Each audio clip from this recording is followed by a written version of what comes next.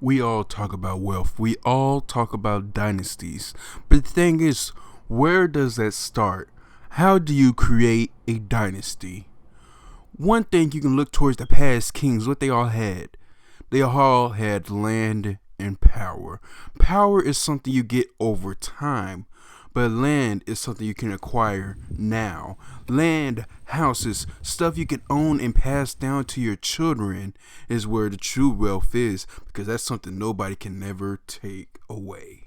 Multi-award winning Clayton's Homes of Natchitoches. So the importance of owning instead of renting, a good way to think about it is when you're renting, you're paying 100% interest to the landlord, essentially. 100% interest. All that money goes to the landlord, none of it goes to anything that you own. Banks, finance companies, whatever the case may be, you traditionally have, I don't know, 5, 6, 7, 8% interest, 9%, whatever it is. If it's 5% interest, 5% goes to the bank, the other 95% goes back to you. So you're paying towards something you own, an appreciating asset, whether it be land or a home.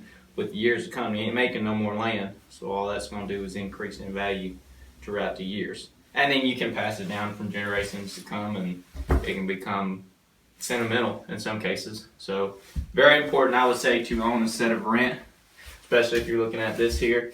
In the case of paying $650 a month rent, in 3 years, it's 25 grand, 5 years, 50 grand, and 10 years, $124,000.